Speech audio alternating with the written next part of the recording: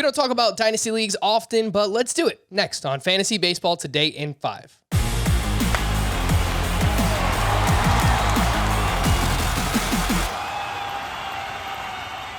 Welcome into FBT in 5. As always, make sure to follow and stream us on Spotify. Today is Tuesday, December 14th. I am Frank Stanfield, joined by Scott White, and we're going to do a little buy or sell for Dynasty Leagues involving young players that are down in the dumps. And let's start with Jaren Duran, an outfielder with the Boston Red Sox. Some power, some speed in the minors this past season, but played 33 games in the majors and didn't look very good, Scott. So what do you think? Buy or sell Duran in Dynasty?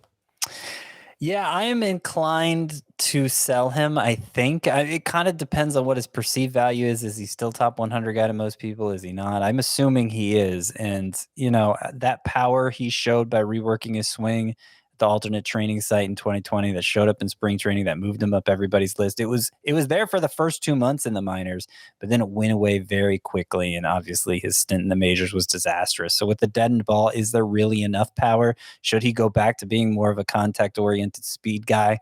Feel like he's kind of between those two right now, and I'm not sure if he's going to land in a place where he's a starter in the majors.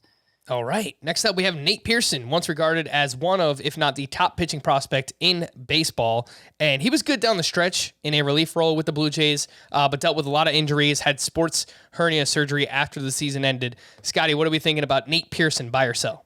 Look, I want to buy because I feel like most fantasy baseballers are giving up on him too quickly here, presuming he's confined to relief. And look, the odds are more for it than against it at this point, but the Blue Jays aren't saying that's what's happening yet. And we're talking about a guy who was a top 3 pitching prospect just 2 years ago, still has electric stuff.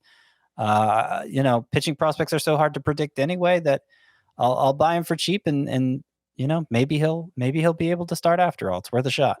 Jeter Downs came over to the Red Sox in the Mookie Betts trade, but this past season just hit 190 in the minors with a 32% strikeout rate. He hit for power, he hit for speed. He did the same thing in the AFL, but also struggled with the batting average there. Scotty, what are we thinking? Jeter Downs, buy or sell? Look, if I can get him for next to nothing in a deep dynasty league where he's worth keeping, I'll buy him. But I don't feel great about the direction that's gone. The plate discipline just disappeared on him, and I don't know how likely that is to come back. It was awful, struck out way too much, and I'd be surprised, frankly, if he made good on his potential at this point. So I'd sell if there was if it's really more about, are you keeping him or are you keeping some other prospect instead, I think, rather than are you getting something for him in a trade. Yeah, you might be able to get him as just like a throw-in somewhere. So I think you're right. It comes down to just how deep your dynasty league is. Let's talk about MacKenzie Gore, who very similarly to Nate Pearson, just a year ago was regarded as one of the top pitching prospects in baseball, has struggled mightily with command, repeating his delivery, has had a bunch of issues. He only threw 50 1/3 innings in the minors this past season, and then he was pretty bad in the AFL as well. MacKenzie Gore, buy or sell? Yeah, a really strange case of a guy who just lost it because, former a number 3 overall pick, I believe it was, and was considered one of the elite pitching prospects coming out of high school and made good on everything right away. And then it just lost command of everything. And, I feel like when the switch goes off like that, it might not take much to flip it back on and suddenly he's back to being MacKenzie Gore. But that certainly doesn't look like the most likely scenario at this point. I would still say buy because, like I said, for Pearson, there's only so much you can project for any pitching prospect in terms of, is he going to be in the rotation or is he going to be a reliever? Gore's not a top 10 pitching prospect for anymore, but he's still a top 30 pitching prospect. He's still a top 100 prospect for me overall because I know what the ceiling looks like. And I'll take a flyer on him if somebody's looking to dump him.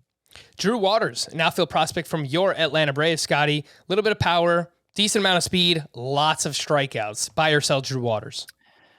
I'm going to sell him kind of like I was saying for Jeter Downs. If it's a deep league and somebody's just giving him away, okay. I mean, he was highly rated just going into last year or going into this year, really.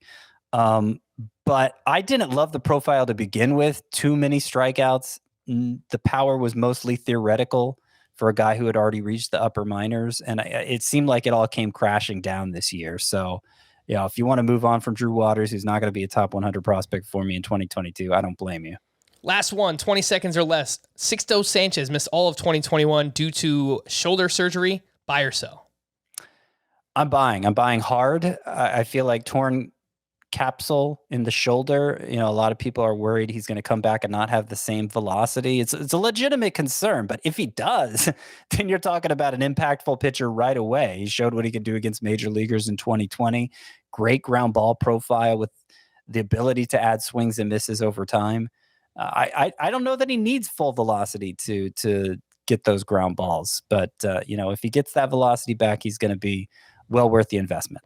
For more extensive fantasy baseball coverage, listen to the Fantasy Baseball Today podcast on Spotify, Apple Podcasts, Stitcher, your smart speakers, or anywhere else podcasts are found. And thanks for listening to Fantasy Baseball Today in 5. We'll be back again on Thursday morning. Bye-bye.